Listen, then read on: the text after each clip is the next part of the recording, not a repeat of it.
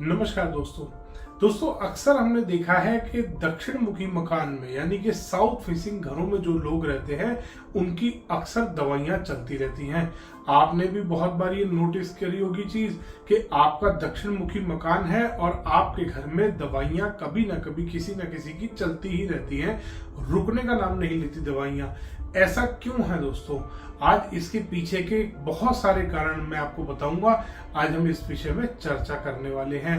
तो इसमें सबसे पहला कारण जो बनता है दोस्तों वो ये है कि जब भी हम नया मकान बनाते हैं या दक्षिण मुखी मकान हम खरीदते हैं तो बिल्डर ने कुछ इस हिसाब से उस मकान को बनाया होता है कि आपके घर में घुसते ही वहां पर मिले आपको ड्राइंग रूम।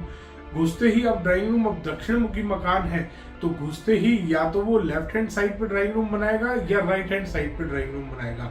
अगर वो लेफ्ट हैंड साइड की तरफ ड्राइंग रूम बनाता है तो वो आता है आपके घर का नैऋत्य कोण यानी कि साउथ वेस्ट कॉर्नर, और अगर राइट हैंड साइड पे बनाता है तो वो आता है आपके घर का साउथ ईस्ट कॉर्नर।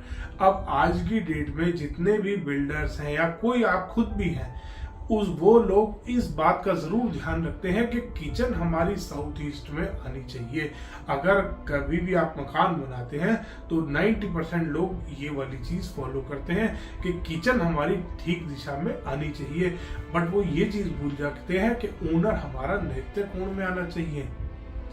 तो वो ओनर की जगह पे तो बना देते हैं अपना ड्राइंग रूम।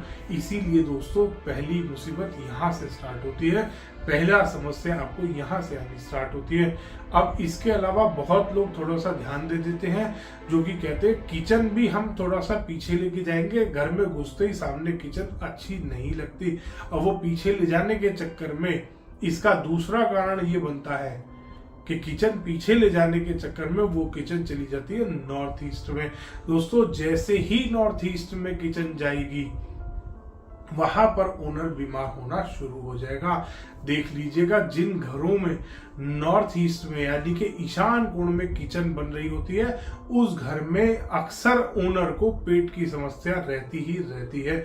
आप भी अपने घर में नोटिस कर लीजिएगा, चाहे कोई भी आपका मकान का फेसिंग है, अगर आपकी किचन नॉर्थ ईस्ट में है तो ओनर को स्टमक से रिलेटेड प्रॉब्लम रहती ही रहती होगी।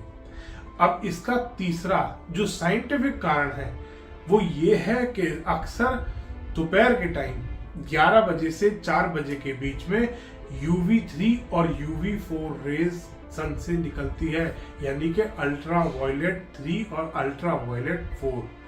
अब वो जब आपके ऊपर पड़ती है वो आपको देती है बीमारियां, क्योंकि वो बदल जाती है इंफ्रारेड रेज में और वो इंफ्रारेड रेज आपको हार्म करती हैं। दोस्तों ये सबसे पहले आपकी स्किन को खराब करती हैं और भी बहुत सारी तरीके की जिस भी चीज से आप सेंसिटिव हैं, जिस भी बॉडी जो भी बॉडी पार्ट आपका सेंसिटिव है वो सबसे पहले उस पार्ट को हार्म करती हैं। इसीलिए अक्सर दोस्तों दक्षिण मुखी मकान में बीमार रहते हैं। इसका आखिरी जो कारण बनता है वो ये बनता है कि हम आमतौर पे अपने मकान के फ्रंट साइड को गंदा नहीं करते, हम बैक साइड में ही सारी गंदगियां रखते हैं।